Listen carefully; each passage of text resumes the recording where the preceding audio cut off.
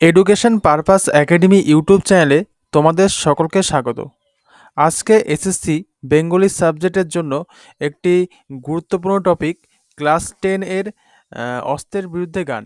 এই কবিতাটির কয়েকটি গুরুত্বপূর্ণ প্রশ্ন আমি ভিডিও আকারে আলোচনা করব। তো তোমাদের ভিডিওটি ভালো লাগলে অবশ্যই ভিডিওটিকে লাইক করবে এবং চ্যানেলে নতুন হয়ে থাকলে চ্যানেলটিকে সাবস্ক্রাইব করে রাখবে। তো এরকমভাবেই বিভিন্ন টপিক আমি আমাদের ইউটিউব চ্যানেলে আলোচনা করব।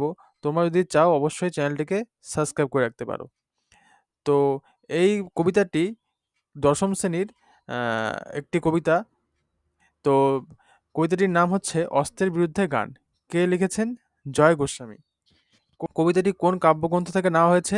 পাতার পোশাক। তো চলো গুরুত্বপূর্ণ প্রশ্নগুলো আগে আলোচনা করে নিই। জয় গোস্বামীর মাতার নাম কি? আগে আমরা কবির সম্বন্ধে কিছু জেনে নিব। জয় গোস্বামীর মাতার নাম কি? সবিতা গোস্বামী। এবং জয় গোস্বামীর পিতার নাম কি? মধু গোস্বামী। তো কবির সম্বন্ধেও বিভিন্ন রকম প্রশ্ন তোমাদের আসতে পারে, তো সেগুলো তোমাদেরকে ভালো করে পড়তে হবে। তো অস্ত্রের বিরুদ্ধে গান কবিতায় পূর্ণচ্ছেদ কয়টি আছে? একটিও নেই। এই কবিতায় যে নদীর কথা বলা হয়েছে সেই নদীটি কিসের প্রতীক? সেই নদীটি হচ্ছে প্রবাহমান জীবনধারার প্রতীক। পাতার পোশাক কাব্যগ্রন্থের প্রচ্ছদকে এঁকেছেন কৃষ্ণেন্দু চাকি। তো আমরা আগেই আলোচনা করেছি যে এই অস্ত্রের বিরুদ্ধে গান কবিতাটি কোন কাব্যগ্রন্থ থেকে নেওয়া হয়েছে? পাতার পোশাক। গান কার কাছে গিয়ে দাঁড়ালো? গান ঋষি বালকের কাছে গিয়ে দাঁড়ালো।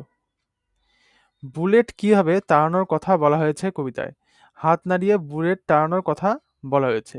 তোমরা কবিতাটি বারবার ভালো করে পড়বে, তাহলেই এরকম সব প্রশ্নের উত্তর একবারে পারবে। নেক্সট, অস্ত্রের বিরুদ্ধে গান কবিতাটি কোন কাব্যের? পাতার পোশাক। গান বাঁধবে কেমন উপায়ে? গান বাঁধবে সহস্র উপায়। মাথায় কি গোজা? মাথায় মোর পালক গোজা। কবিতাটিতে অস্ত্র শব্দটি কতবার আছে? কবিতাটিতে অস্ত্র শব্দটি 6 বার আছে। কবিতাটিতে ময়ূর পালক কিসের প্রতীক? ময়ূর পালক হচ্ছে শান্তির প্রতীক। কবিতার মোট চরণ কয়টি? মোট চরণ আছে 18টি। আর ঘুমিয়েছে ঝাউ পাতা কাব্যগ্রন্থটি কার? এটা হচ্ছিল জয় গোস্বামীর। এখানে ঘুমিয়েছ ঝাউ পাতার পাশে একটা কোশ্চেন মার্ক হবে, এখানে দেওয়া হয়নি, মিস্টেক হয়ে গেছে।